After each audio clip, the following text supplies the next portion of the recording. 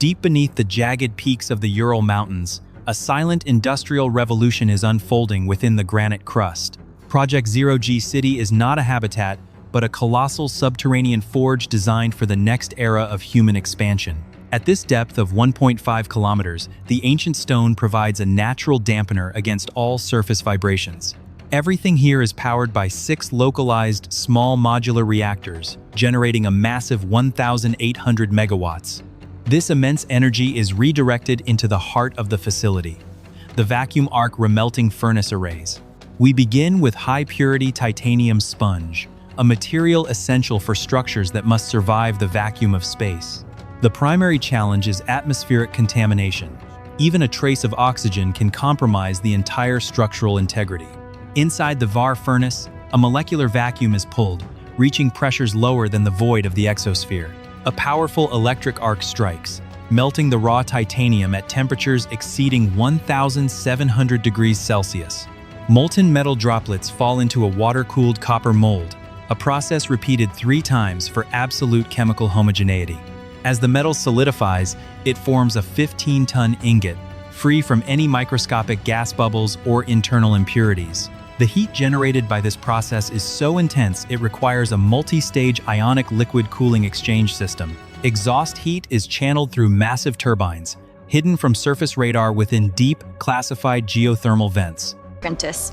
These fiber optic sensors are essential for monitoring structural integrity in real time, allows us to provide. Any structural shift could lead to a catastrophic tunnel collapse, ending this multi-billion-dollar operation instantly. The extraction of the 15-ton titanium ingot is merely the beginning of a brutal metallurgical transformation process. It must now be transported to the forging sector, where an 80,000-ton hydraulic press awaits its arrival. The journey requires a specialized 96-wheel heavy-duty transporter, moving at a constant pace of 2 kilometers per hour. Every turn in the spiral tunnel is engineered at a precise 3.5-degree incline to prevent hydraulic brake failure. We are standing in the heart of the operation, where temperatures can reach well over 1,000 degrees Celsius. The engineering here is truly remarkable. The ingot is reheated in an induction furnace until it reaches a glowing orange state of 1,200 degrees. At this temperature, the titanium's molecular structure becomes malleable enough for the massive forging dies to shape it. The 80,000-ton press descends, delivering a force equivalent to the weight of an entire skyscraper upon the metal. This immense pressure crushes the internal grain structure, eliminating microscopic voids and drastically increasing the material's fatigue strength. Watch as the high-pressure hydraulic pistons pulse, circulating specialized fire-resistant fluid at 350 bar. Each strike of the press is synchronized by an AI-driven control system, ensuring dimensional accuracy within a fraction of a millimeter. The engineers in this sector monitor the stress-strain curves in real time, looking for any signs of internal material fracture. There is no room for error. A single miscalculation in pressure could shatter the die or compromise the structural integrity. The forged components are then moved to the slow cooling chamber to prevent residual stress buildup within the metal lattice. This is the birth of a space-grade module, a shell capable of shielding humans from the lethal radiation of the void. The cooling process within the sand-lined pits is meticulously controlled to ensure uniform thermal contraction across the titanium lattice. Once stabilized, the forged shell is moved to the precision machining sector for final surfacing and port integration. Computer numerical control centers, specialized for aerospace alloys, begin the slow removal of excess material with diamond-tipped tools. We are now shaping the docking interfaces, where the tolerance is restricted to a staggering 0.01 millimeters. Every cut is lubricated by a high-pressure mist of synthetic coolant to prevent localized overheating and microcracking. Observe the robotic arms as they install the primary atmospheric seal grooves, critical for maintaining internal pressure in orbit. The engineers in this zone utilize laser interferometry to verify the circularity of the module at 12,000 points. Even a microscopic deviation in the curvature could lead to an explosive decompression under the extreme thermal cycles of space. The module is now prepared for the integration of its internal life support conduits and radiation shielding layers. Specialized lead glass polymer composites are bonded to the interior surface using high-frequency ultrasonic welding techniques. This creates a multi-layered barrier against high-energy solar particles, a shield that no conventional spacecraft can match. The assembly process is silent, performed in an ISO Class 5 cleanroom environment to eliminate particulate contamination. Technicians operate via remote-controlled haptic suits, ensuring no human breath or skin oils ever touch the internal systems. Each pipe connection is verified through a helium leak test, where sensors detect even a single escaping atom. The structural integrity of this central node is now 80% complete, ready for the final stress test phase. The central node now undergoes a radical structural integrity test, subjected to internal pressures exceeding 300 atmospheres. Hydraulic rams apply precise multi-axial loads to simulate the violent vibrations and G-forces experienced during an orbital launch. Engineers monitor the strain gauge readouts, ensuring the titanium lattice distributes the mechanical energy without forming any microfractures. Simultaneously, the thermal control system is activated, circulating sub-zero liquid nitrogen through the outer radiator bypass channels.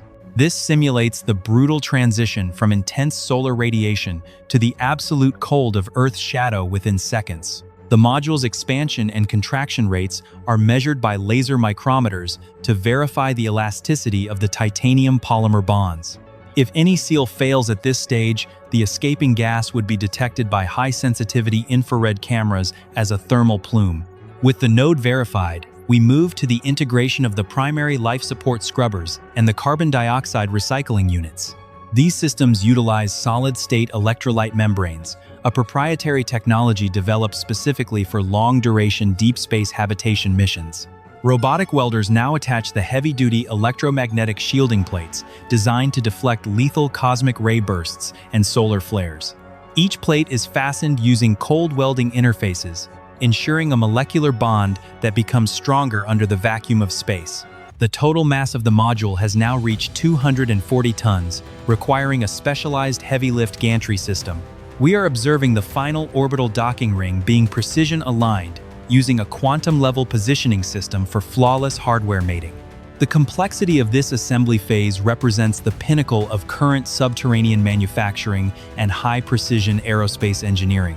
As I stand here, witness to this titan of steel and logic, I realize we are no longer just building a factory.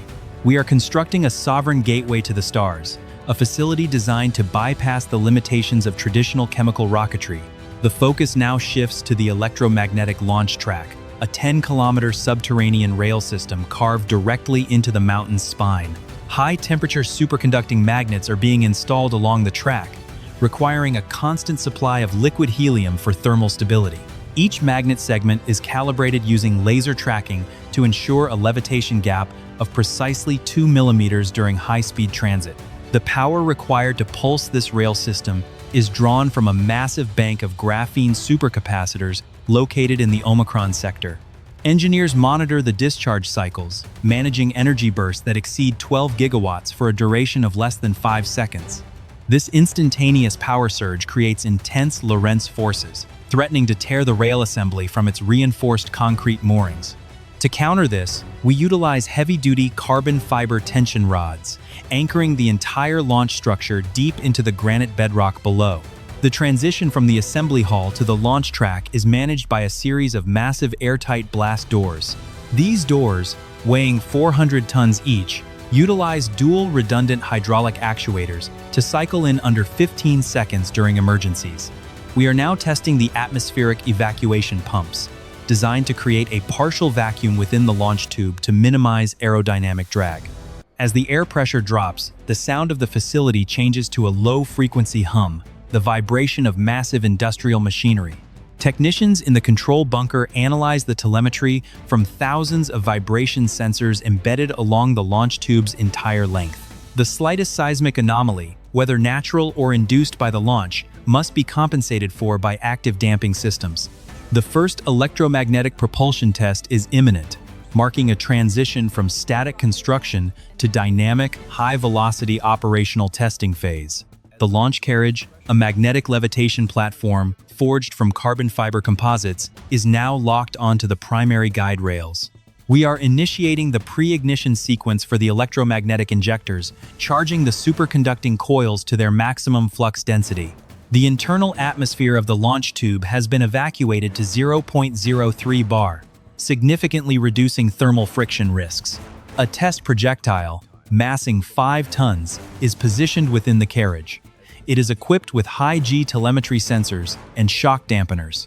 At T-10 seconds, the graphene supercapacitors begin a controlled discharge, hum of massive transformers vibrating the granite floor. Ignition. The Lorentz force accelerates the carriage from 0 to Mach 3 within the first 2 kilometers of the track. High-speed infrared cameras track the heat signature of the rails, monitoring for any plasma formation or localized welding events. The structural vibration remains within predicted parameters as the projectile enters the midsection of the 10-kilometer mountain tunnel. Electronic braking systems engage at the terminal end, utilizing regenerative magnetic drag to recover 40% of the kinetic energy. Data from the test run confirms a perfectly linear acceleration curve, proving the stability of our subterranean electromagnetic infrastructure. However, the intense magnetic fields have caused a minor misalignment in the secondary cooling pipes near the Omicron sector. Maintenance drones are deployed immediately, using precision welding torches to reinforce the pipe moorings without stopping the system. We are now preparing for the heavy lift test, where a full-scale 60-ton titanium module will be accelerated for the first time. This requires a synchronized pulse from all 6 nuclear reactors, pushing the power grid to its absolute theoretical limit. The sheer scale of moving such mass at hypersonic speeds within the Earth's crust is an engineering feat of unparalleled complexity.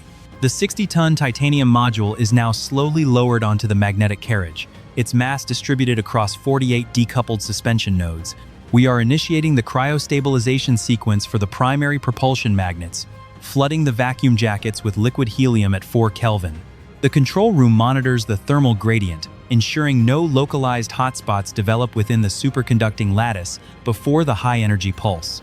In the Omicron sector, the graphene supercapacitor banks reach full charge, holding enough potential energy to launch a destroyer into orbit. Final atmospheric checks confirm the launch tube pressure has stabilized at 0.02 bar, the lowest achieved in this facility. Every technician in the bunker remains silent, their eyes fixed on the telemetry streams, showing the micro-alignment of the 10-kilometer track. We are now 5 seconds from ignition. The hum of the power transformers has reached a frequency that resonates through the granite bedrock. Initiate pulse. The electromagnetic field surges, projecting the 60-ton module forward with an instantaneous acceleration of 8 G-forces. The module blurs past the first kilometer markers, its titanium skin glowing faintly from the minimal aerodynamic friction remaining in the tube. Lorentz forces are at their peak.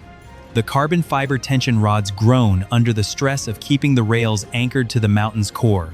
At the 5-kilometer mark, the module achieves Mach 5, the internal life support systems actively compensating for the intense vibration and heat.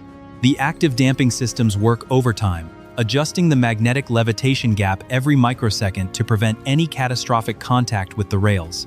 Entering the final braking zone, the kinetic energy is converted back into electricity, causing the energy recovery bus bars to glow blue. The module comes to a controlled stop within 3 centimeters of the target mark, a perfect demonstration of high-mass electromagnetic logistics. Initial post-test scans show 0 structural deformation in the titanium lattice, confirming the viability of this subterranean launch method.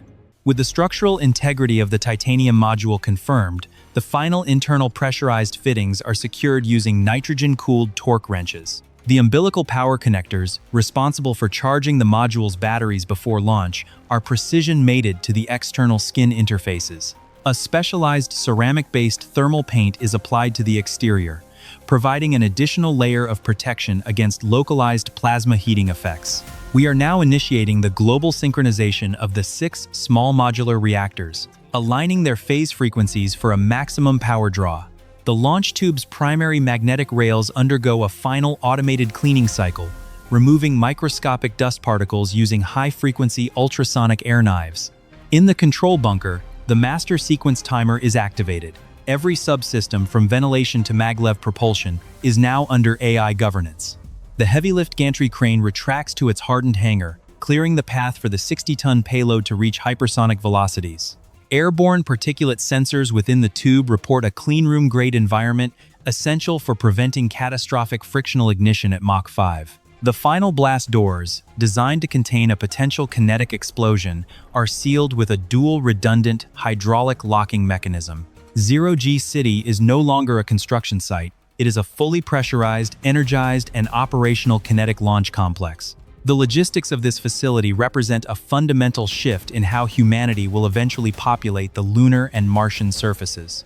By moving manufacturing deep underground, we have created a factory that is immune to surface climate change and orbital debris.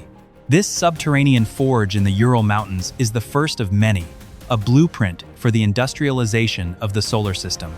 The era of fragile chemical rockets is ending, replaced by the relentless, silent power of electromagnetic propulsion and titanium engineering. Engineering the impossible is no longer a dream. Here, beneath the granite, it is a daily industrial reality. Project complete.